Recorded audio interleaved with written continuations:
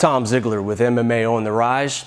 We were recently at Fight Lab 26 in Charlotte, North Carolina for the 125-pound title fight between outstanding champion Bruce Gunter taking on the slick submission skills of challenger Bruce Porter. You do not want to miss this title fight. Stay tuned.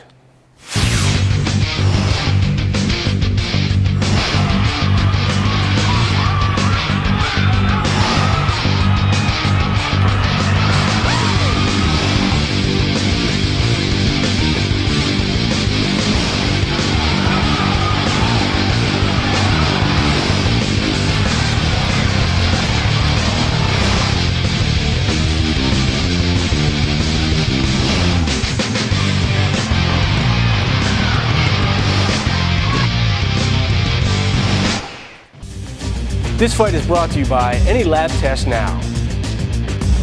All the best fighters get their blood working. Any Lab Test Now. Over 150 convenient locations.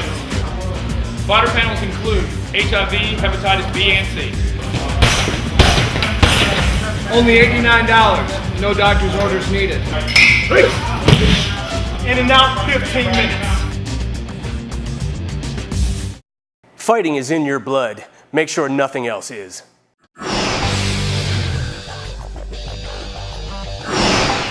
DJ A-Rod out of the blue corner. Bring me Joel Porter.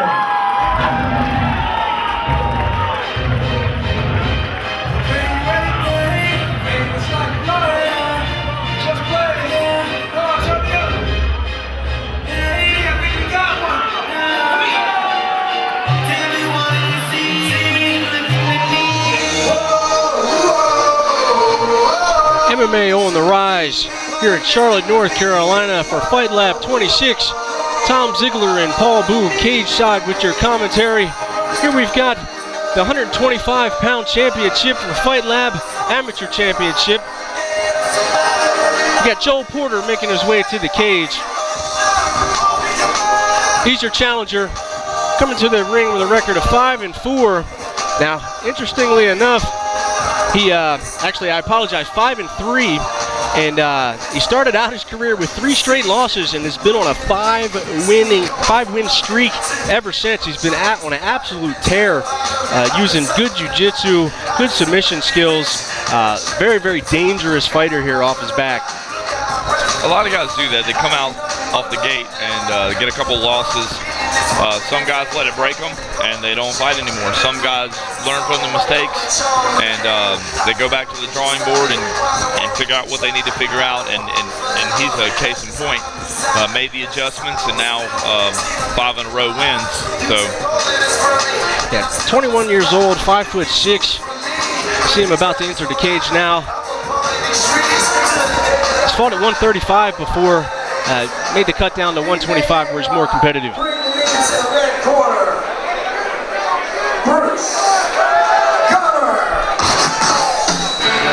Now, here is your champion, Bruce Gunter. Now, this kid is a phenom. 7-1 amateur record, your Fight Lab champion. Only loss coming in his amateur debut against Kenneth Crowder, who is now a pro fighter, best known for knocking people's ear offs with elbows. yeah, so you know, to take a loss to a guy who can knock a guy's ear off with an elbow is, you know, it still sucks to lose, but at least you say you lose to somebody who's a beast. No shame in that at all, and he's won 7 straight since, including his title win, title defense. And he's going to put it on the line here again against Porter. At a team full circle, good fight camp. Yeah, these guys are turning out some really good lighter weight guys. Just in general, the guys that are coming out of this gym show good diversity in style. They all seem to have some sort of wrestling background. I'm not sure exactly if they come from a high school wrestling background or if it's something they work heavy in the gym. But they all are good scramblers, really fast-paced, good basic wrestling, overall good striking. Like I said, a well-rounded gym. Yeah, good submissions as well. I believe the elite champion at 185 is Ben Perry, also out of Full Circle. So some good guys coming out of that gym for sure. There you get a good look at Bruce Gunter. Ladies and gentlemen, this fight is brought to us by 5 Round Fury, the nation's leading supplement. This fight is in the Fight Lab flyweight division. First, let's meet the gentleman standing to my left. This young man, he comes to us from Columbia, South Carolina. He is a jiu-jitsu expert with a record of 6 wins versus 3 losses. Representing Source Muay Thai and Ridgeport MMA and Columbia Martial Arts. Give a big round of applause for the challenger, Joel Porter. And now, let's meet the champion. This young man is a Hapkido fighter and a wrestler. He comes to us from the fighting city of Marshall, North Carolina. He has an impressive MMA record of 6 wins versus only 1 defeat. Representing Team Full Circle, please welcome the undisputed, uncontested Fight Lab flyweight champion, the Dominator, the Gladiator, Bruce Gunter! There is your champion, Bruce Gunter.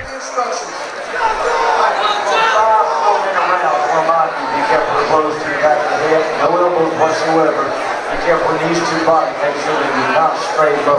Let's go now. Great low both of them. 5 rounds, 4 minutes. This is what you wanted. You got it. Let's go. For your 125-pound title, you got Porter versus Gunter. Here we go with round number 1. Oh, wow. Comes out right off the bat with a lead front kick. Gets the takedown right away.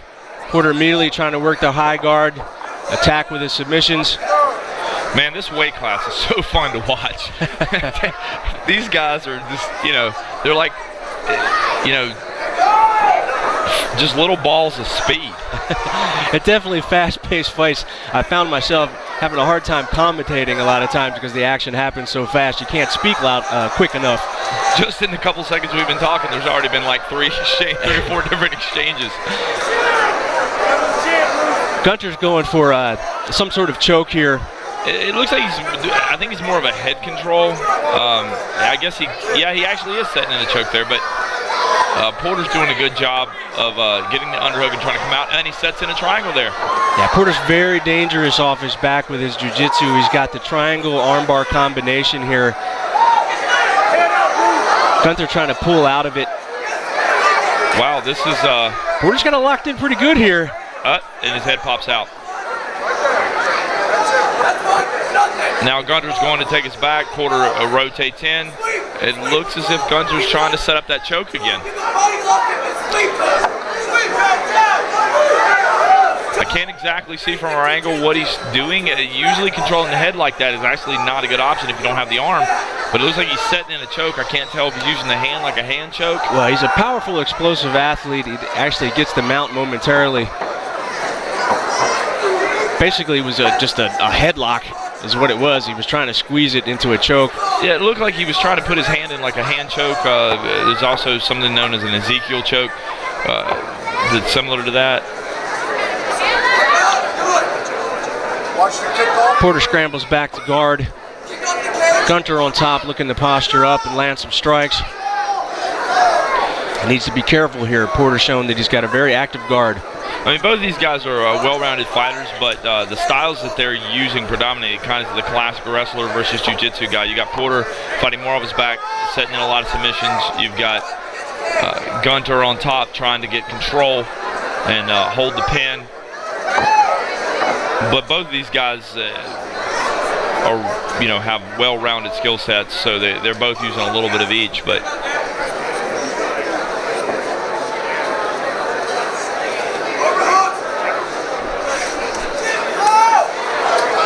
here we go. Gunter goes to posture up. Immediately goes a quick armbar. Holy cow. Gunter does the right thing, steps around, gets his arm bent. Man, I'm getting tired watching these guys. Great defense on the armbar from Gunter. His arm actually did hyperextend momentarily. It was tight for a second. Gunter battles out of it and steps over and defends very nicely. But you see how quickly Porter threw that up there. Gunter has to be careful in Porter's guard. He's very dangerous with his submissions. Stand up, Bruce. His corner, Gunter's corner is telling him. Oh, wow. Another very deep armbar. Oh, Gunter just battling out of it. That's it. And it looks like he's setting in his own bent armbar there. Wow. He's got it pulled out, and Porter's out of it. Gunter's corner was telling him to stand up, and right about that time, Porter slapped on an armbar. Another good submission attempt by Porter. He's lightning quick with those arm bars. Gunter, seems to be controlling the positional as far as on top, but Porter's doing a phenomenal job with the submission attempts. There you have the end of the round.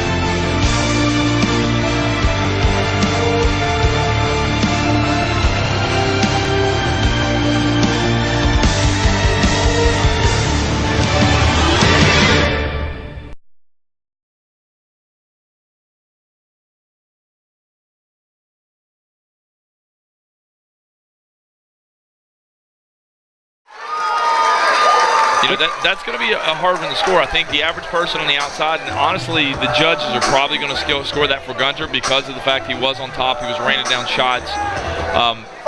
But really, Porter put Gunter in danger, 3 significant times. Yeah, no question. One of the world's largest MMA organizations. Gunter definitely has to be careful in Porter's guard.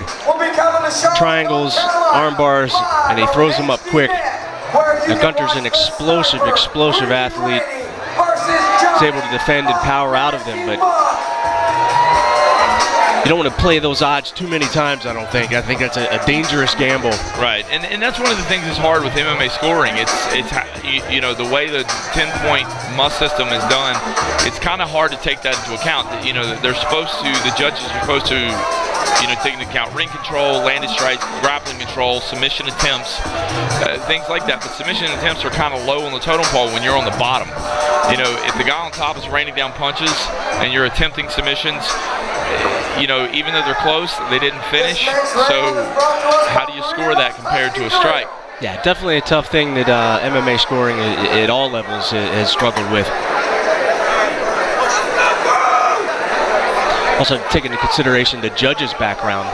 Yeah. Does he like jiu-jitsu? Does he know anything about jiu-jitsu?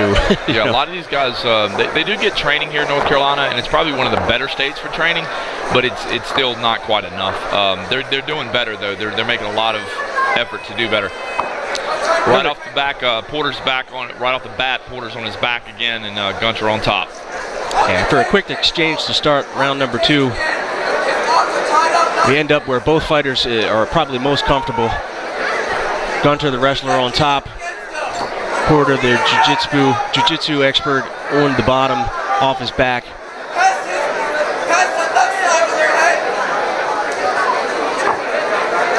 Yeah, you can see him setting up that triangle.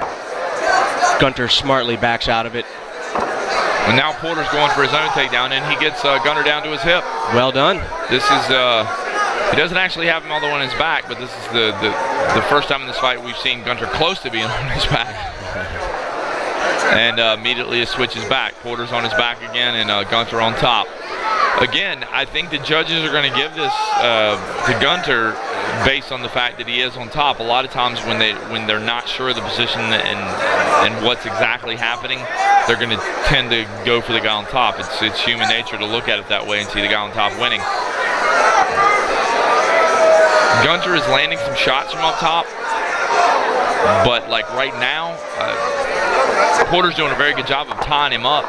Yeah, he's controlling posture really well, not taking a lot of damage here. Gunter Oh. scrambles to his back. And oh, wow, he sunk that in. Really nice. Is he going to tap? He taps.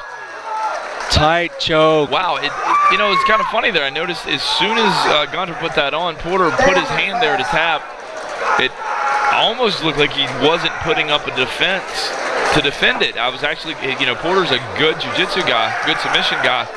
He just immediately was out of that. I'm wondering if, you know, there wasn't some other problem in there. I've actually seen situations where someone actually hurts their jaw earlier in a fight, and then when a submission, like a choke gets put on, they're forced to tap not even too much from the choke, so I don't know. They tap a little quicker. Well, I tell you what, Gunter used his speed and athleticism in that scramble to quickly get the back of Porter. Porter recognized it and tried to counter, but Gunter had already had the choke slapped on, and he's powerful. He's got strong arms. He squeezed. He gets the tap.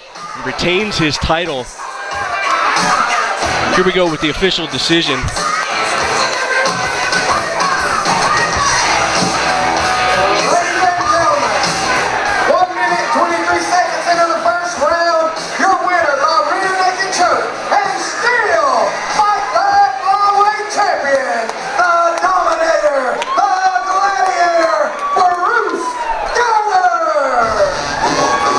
There you have it.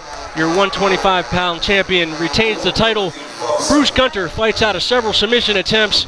Very gallant effort by Porter. He retains his title. You are watching MMA on the Rise. And that'll do it for our show this week. Make sure to like us on Facebook, check us out on YouTube, follow us on Twitter. We'll see you next time on MMA on the Rise.